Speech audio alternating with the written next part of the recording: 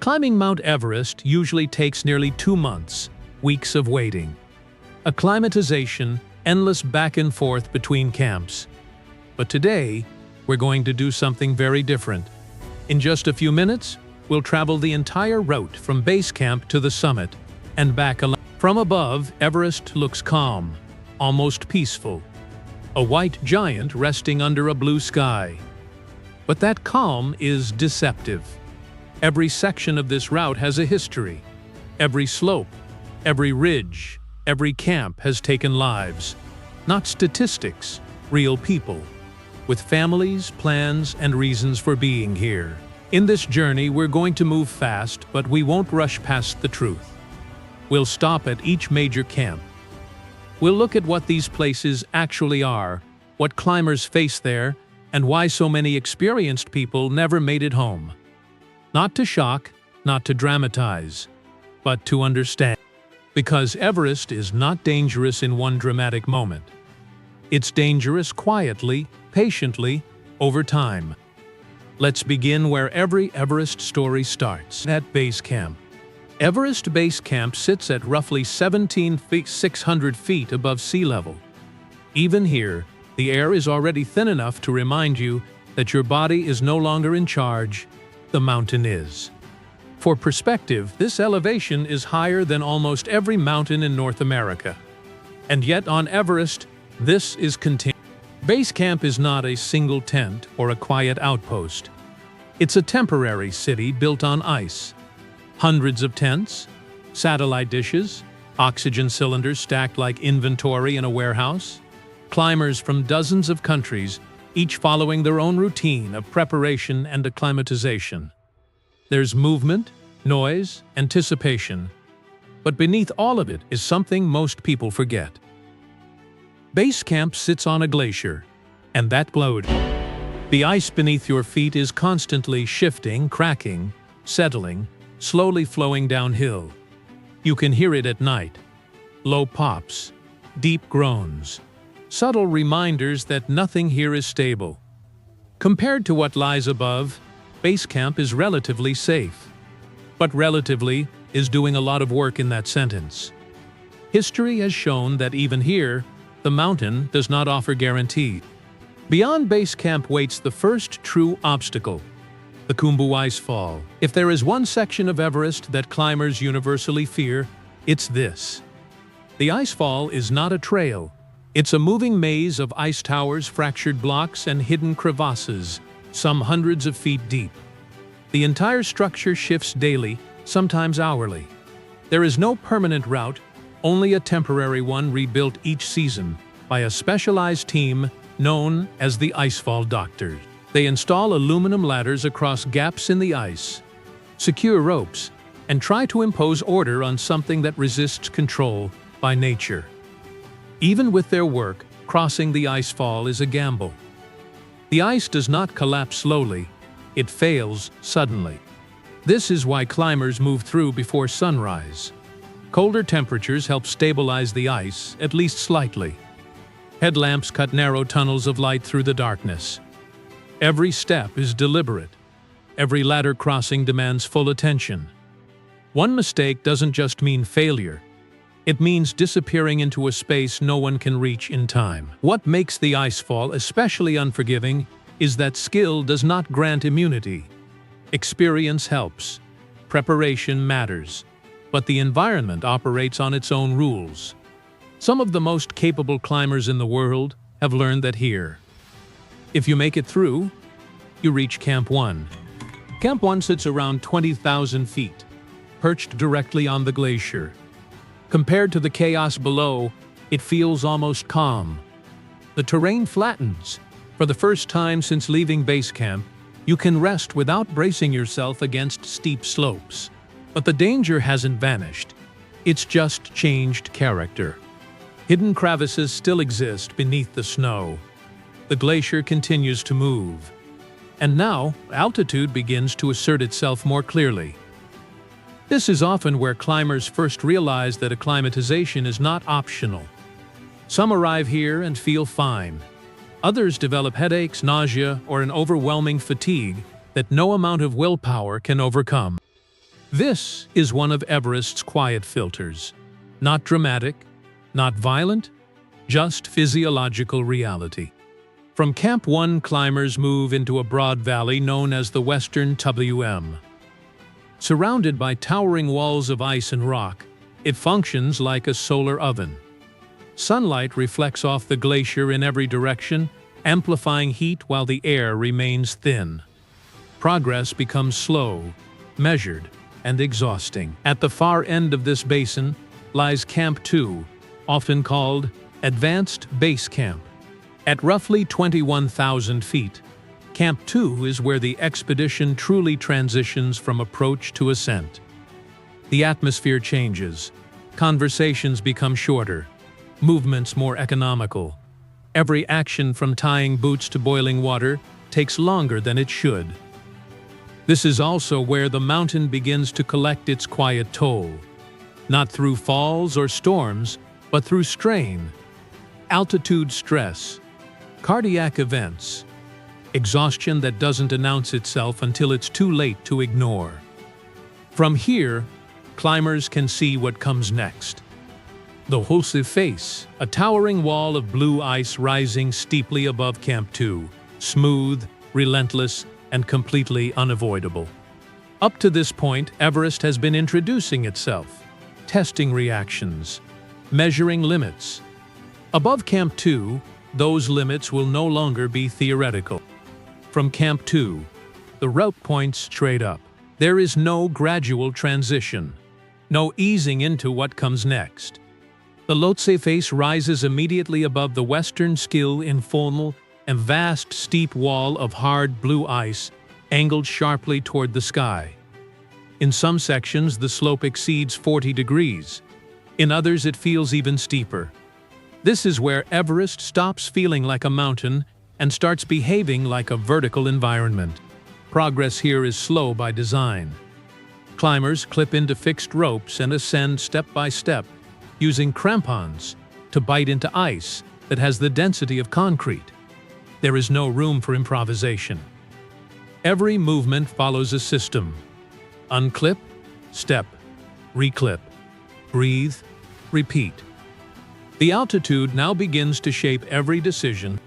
At over 22,000 feet, oxygen levels are less than half of what the body is designed to operate on. The margin for error narrows. Simple mistakes, dropping a glove, misplacing a foot, become disproportionately costly. Because fixing them requires energy, most climbers no longer have in abundance. As the day progresses, the Lhotse Face becomes more unstable. The sun warms the ice, increasing the risk of small releases. Nothing dramatic, just enough movement to remind you that gravity is always waiting. Climbers space themselves out carefully. One slip above can have consequences below.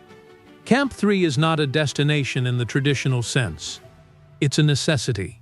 Perched at roughly 24,000 feet, Camp 3 is anchored directly into the ice face itself. There is no level ground here.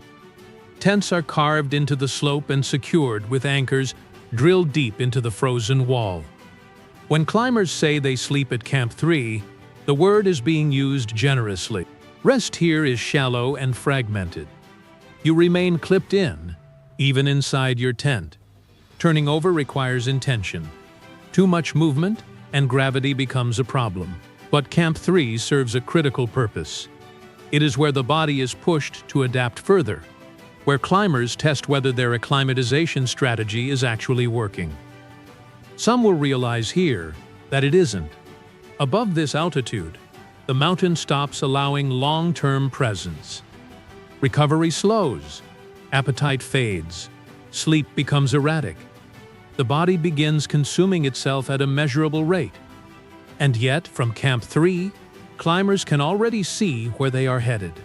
Above them looms the upper section of the Lhotse Face, leading toward the South Col. The climb from Camp 3 to Camp 4 is often described as one of the most exhausting segments of the entire route. Not because it is technically complex, but because it is relentless. The slope continues. The air thins further. Each step delivers diminishing returns. This is where decision-making becomes critical. Turning around here is not failure. It is information. The mountain has provided feedback, and experienced climbers learn to listen to it. But Everest also exerts psychological pressure. You are closer now, so close that retreat feels irrational, even when it is clearly the correct choice. Above 26,000 feet, climbers enter what is known as the death zone. This term isn't poetic, it's physiological.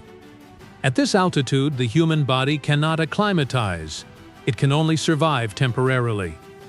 Oxygen saturation drops to levels incompatible with sustained function. Muscles weaken. Cognitive processing slows.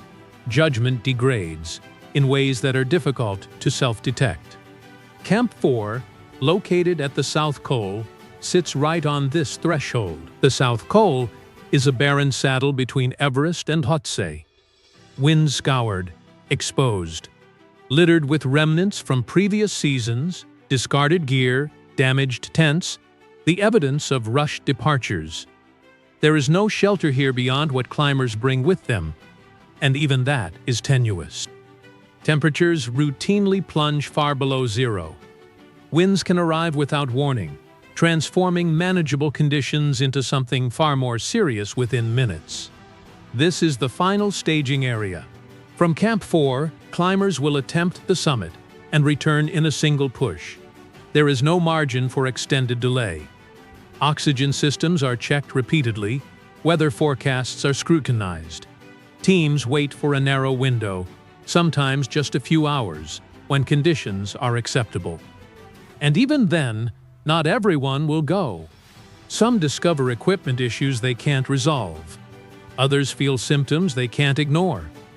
The smartest decisions made on Everest are often the ones no one sees. Quiet retreats made before the final climb even begins. Because above Camp 4, the mountain stops offering second chances. And the summit, for all its allure, demands a price that is paid mostly on the way back down. The summit push begins in the dark. Most climbers leave Camp 4 around midnight, sometimes earlier, stepping out into freezing wind, guided only by headlamps and the narrow beam of light they cast on the snow ahead. The goal is simple in theory: reach the summit shortly after sunrise, and return before weather and exhaustion close the window behind you. In reality, nothing about this stage is simple. At nearly 26,000 feet, even with supplemental oxygen, the body operates on borrowed time. Every breath feels incomplete.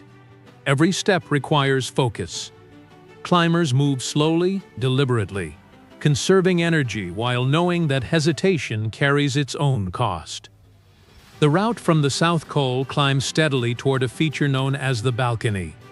It's not a place of rest, despite the name, but a small area where climbers often pause to change oxygen bottles and reassess conditions.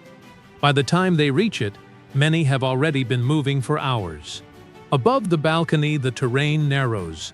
The exposure becomes constant. On either side of the route, the mountain drops away for thousands of feet. Fixed ropes provide structure, but they don't eliminate risk. They simply define the line everyone must follow. This is where congestion can begin. On popular summit days, climbers from multiple expeditions converge on the same narrow path. Progress slows. People wait their turn, clipped into the rope, standing still in extreme cold while oxygen continues to flow from their tanks. Time becomes the enemy.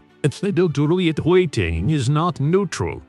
It consumes resources, physical, mental, and logistical. Oxygen runs low. Hands and feet cool rapidly. Decision-making grows less flexible. Above the south summit, climbers approach one of the most psychologically challenging sections of the route. The ridge tightens. The path becomes a careful sequence of steps, each one requiring balance and attention. There is no room to drift, no margin for distraction. Then comes the Hillary step. Once a near vertical rock face, it was altered significantly by the 2015 earthquake. The challenge remains, but the nature of it has changed. What hasn't changed is its position, near the very top of the mountain, where fatigue is at its peak and oxygen is at its lowest. Passing this point feels decisive. For many climbers, it reinforces a dangerous assumption that the hardest part is over. Shortly after, the route levels slightly. The summit comes into view. At 29,032 feet, the top of Everest is a small, wind-scoured patch of snow and rock. There is no dramatic platform, no sense of arrival that matches the effort required to get there. Climbers take photos quickly, exchange brief acknowledgements, and turn around, because this is where the real challenge begins. Statistically, most serious incidents on Everest occur after the summit. Not because the route suddenly becomes more technical, but because climbers are exhausted, oxygen depleted, and psychologically spent. The body's reserves are gone. On the descent, coordination suffers. Reaction time slows. Small problems that could be managed earlier now feel overwhelming. Climbers must reverse the same narrow path they ascended, often encountering those still coming up. This creates a dangerous dynamic. Those ascending feel pressure to continue. Those descending feel urgency to get down. Both groups are operating at the edge of their capacity. Miscommunication becomes common, judgment falters. Oxygen management is critical here.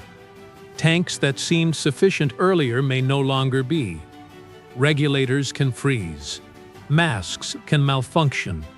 And at this altitude, there is little time to troubleshoot. There have been climbers who reached the summit successfully, but did not have the physical or logistical margin to return. Not because of a single catastrophic event, but because of accumulated strain. This is the paradox of Everest. The summit represents achievement, but it also represents commitment. Once you stand there, you have spent the energy, time, and oxygen required to reach the highest point on Earth. What remains must be enough to get you home, and the mountain does not adjust its demands based on how close you are to success. As climbers descend toward the South Col, the effects of fatigue compound. Knees weaken, focus drifts. The wind often rises with the sun. What was manageable in darkness can feel punishing in daylight. For those who return to Camp 4, the relief is brief. The danger is not over. The death zone still applies. The body is still deteriorating. Survival now depends on one final thing. Getting down quickly enough, but Because on Everest, the mountain doesn't measure achievement by who reaches the top. It measures it by who leaves. Reaching the summit feels definitive. Descending does not. By the time climbers turn back toward Camp 4, their bodies are already operating at a deficit. Muscles are depleted. Hydration is marginal. Cognitive sharpness, something rarely discussed in expedition reports, is quietly impaired. Simple decisions take longer. Complex ones may never fully form. The route down is the same path, but it is not the same experience. Gravity works against tired legs. Balance becomes inconsistent. Fixed ropes that felt reassuring on the way up now demand careful coordination. Each clip and unclip requires focus that is increasingly hard to sustain. This is where slips happen, not dramatic failures, but small missteps that cascade. Oxygen becomes the central variable. Many climbers plan their oxygen usage precisely, but plans rely on assumptions. Pace, weather, congestion, equipment reliability. On the descent, those assumptions are often broken. Delays near the summit mean tanks run lower than expected. Regulators freeze. Masks leak. At this altitude, even brief interruptions matter. Above 26,000 feet, the body cannot recover. It can only deteriorate more slowly or more quickly. Some climbers reach the South Col just before conditions worsen. Others arrive late, exposed to rising winds or dropping temperatures. Camp 4 offers shelter, but only barely. Tents flap violently. Snow infiltrates everything. Rest is shallow and temporary. This is also where difficult realities surface. Rescue at this altitude is extraordinarily limited. Helicopters cannot operate effectively. Carrying another person downward requires strength no one has left. Decisions here are not philosophical, they are physical. What can be done versus what cannot. The mountain is indifferent to intent. After a short rest, climbers must continue descending. Remaining in the death zone longer than necessary increases risk exponentially. But speed must be balanced against coordination. Moving too fast invites mistakes. Moving too slowly invites exposure. Below Camp 4, oxygen is no longer mandatory, but the body doesn't immediately recover. Weakness lingers. Judgment remains compromised. The Lhotse face must still be down-climbed carefully, reversing hours of ascent. This is where many climbers feel the emotional weight of the expedition. For the first time, the summit pressure is gone. The adrenaline fades. What remains is fatigue and reflection. Some recognize how close they came to the edge. Others realize how thin the margin truly was. Reaching Camp 2 again feels like returning to another world. The air is still thin, but it is survivable. Appetite begins to return. Speech becomes clearer. The body slowly starts to reassert itself. But the mountain has one more section to negotiate. The Khumbu icefall does not care that you are tired. On the descent, climbers often cross it during warmer hours, when the ice is less stable. Ladders sway. Snow bridges soften. The structure shifts unpredictably. After everything above, this final obstacle feels almost cruel in its timing. Yet, it must be crossed. Those who make it through return to base camp changed in ways that are difficult to articulate. Some feel relief. Some feel quiet gratitude. Others feel something closer to disbelief. They have seen how close success and failure coexist on Everest, and they understand, perhaps more clearly than ever, that the mountain did not owe them a safe return.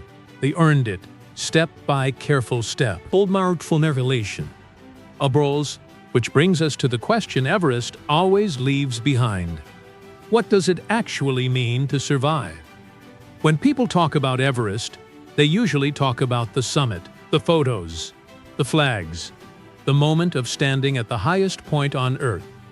From a distance, it looks clean and decisive, like a finish line. But Everest does not work that way.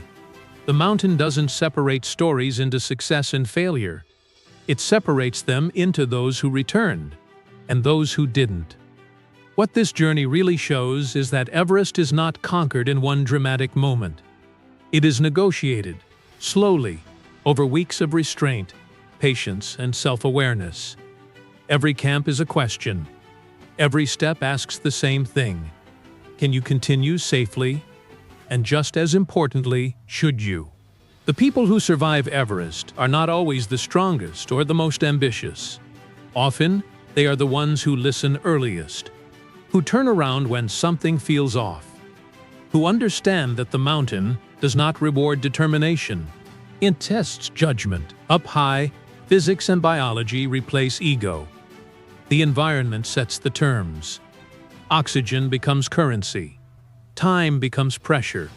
And mistakes compound quietly, long before they look dramatic from the outside. Everest appears peaceful from above because it is indifferent. It does not chase climbers. It does not threaten them. It simply remains what it is: extreme, uncompromising, and unmoved by human goals. That is the real lesson. On Everest, reaching the summit is optional. Coming back alive is not.